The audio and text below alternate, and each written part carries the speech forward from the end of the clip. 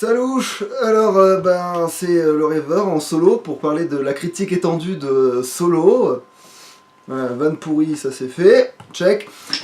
Bon, sans ça, c'est surtout pour parler en fait de ce qui m'énerve avec certaines adaptations faites avec l'univers de Star Wars, parce que Star Wars c'est quand même un grand univers étendu avec plein de possibilités.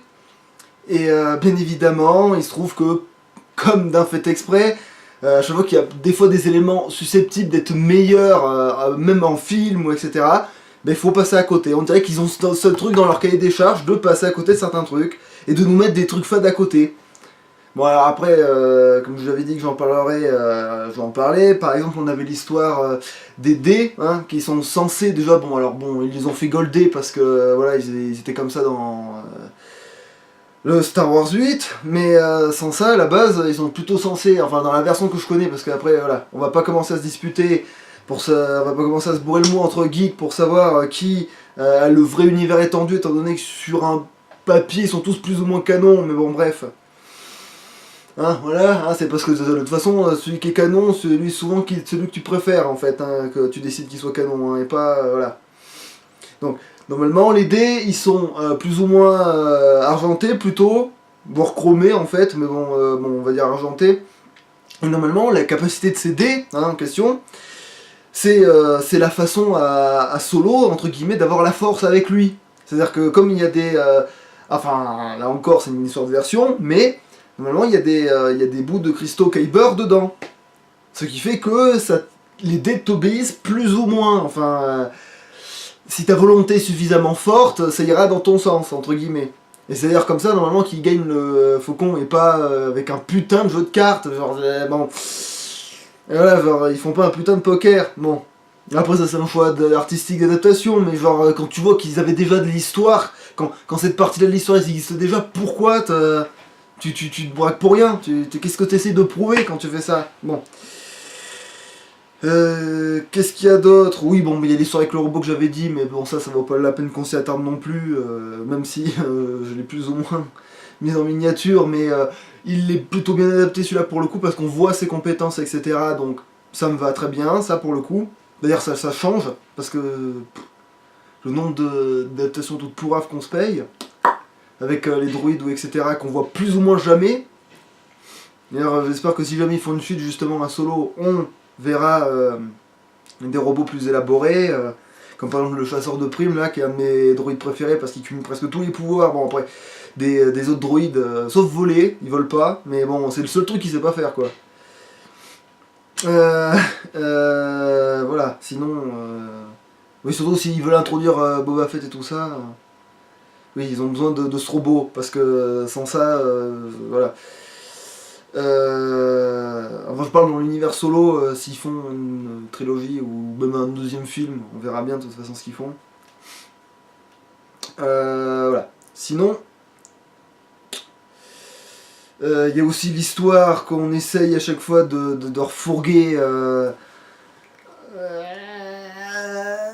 tous ces putains de bordel de merde. Pourquoi ils font ça aussi? Pourquoi ils font ça? Ça, il faut vraiment que... Genre, ils s'acharnent, ils le font exprès. Parce que, à chaque fois que normalement je pense... Après, c'est peut-être même pas exprès comme référence, mais il existe, dans l'univers étendu, une site putain de badass, qui a même pas de... Enfin si, elle est supposée avoir un nom avec Dark quelque chose, mais comme Yoda s'acharne à l'appeler Isabelle, bon. Et normalement... Bon, c'est même un de mes personnages du côté obscur préféré, en tout cas par rapport à l'univers étendu, et va savoir pourquoi, il y a plein de trucs pour y faire plus ou moins référence, ou qui m'y font penser, sans que ce soit jamais ce personnage. Genre par exemple, on a Rey qui se bat à peu près comme ça, avec son bâton au début, et je dis, est-ce qu'ils vont essayer de l'adapter comme ça? Non, même pas, c'est juste pour m'y faire penser, d'accord que c'était juste pour m'y faire penser. Il y a l'histoire... Bon là, dans Solo, justement, ils nous ont fourgué l'espèce de vieille Roukmout, là, qui... Putain de merde. Mais, en plus, il y a même le style de combat qui est plus ou moins copié, parce que bon, c'est pas une sorte de double sabre laser, d'ailleurs qui est pas vraiment un sabre en soi, c'est plus une sorte de longue tige, avec les sabres rouges de chaque extrémité. Mais même la technique d'appuyer et tout... pour faire ça, genre même le coup d'avoir justement quand l'espèce de d'autre Keith Loren là, il a son sabre à 3 trous là et qui se retrouve à faire de l'énergie compulsive et que le sabre de l'autre Isabelle elle fait exactement ça aussi, que c'est pour ça qu'elle peut faire justement des gros impacts sur le sol, etc. Putain, il y a tout pour t'y faire penser, mais le personnage il va ou jamais apparaître. Remarque, c'est vrai que sans Yoda, le personnage n'a pas trop d'intérêt parce que c'est censé être une sorte de. C'est plus pour parler de Yoda que ce personnage existe que pour autre chose, mais quand même, putain, arrêtez de faire genre des références à ce personnage sans jamais le mettre. Genre, c'est juste énervant de m'y faire penser sans qu'il y soit jamais. Genre, arrêtez, parce qu'il y a pas d'autres personnages qui sont censés faire penser dans l'histoire de Bazin. Genre, il y a rien qui est censé te l'évoquer à part ce personnage-là, justement. Mais non, dans les films, à chaque fois, ils vont me faire ce putain de clin d'œil pour rien. Voilà, bon bref, et c'est pénible, parce que... en plus, on pourrait voir une autre facette du côté obscur et d'utilisation de la force grâce à ce personnage, et puis basta, on va se faire foutre, c'est comme d'hab. Voir que les Sith, ils sont presque plus vieux que les Jedi aussi, parce qu'il y a une histoire comme ça, que... voilà, c'est le mal qui appelle le bien, pas l'inverse, bon bref. Il y a plein de thématiques comme ça, mais, évidemment, on va jamais les voir putain de merde. Voilà, mais bon, j'ai encore de l'espoir pour genre les droïdes qui restent à découvrir, hein. Mais bon, on verra bien s'ils me le font le coup ou pas. Mais non mais vraiment, ils doivent le faire exprès, hein. C'est obligé, hein. Ils font... ils posent tout en plus. Genre, c'est une putain de roue, elle fait des impacts au sol, voilà, bon bref, bon, c'est obligé que... c'est inspiré de ça, c'est obligé en plus. Putain.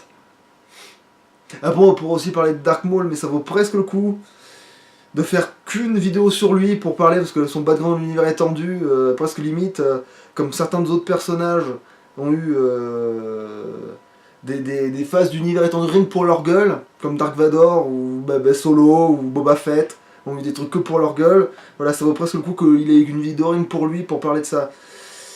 Voilà, alors, voilà, sinon sans ça, voilà, je vais pas non plus trop en dire parce que sinon ça sert à rien non plus de dire qu'est-ce qui va pas apparaître dans les films, parce que ça sert à rien de faire la liste de ce qui apparaîtra pas dans les films, il y en a une peignée. Après, si on peut parler de...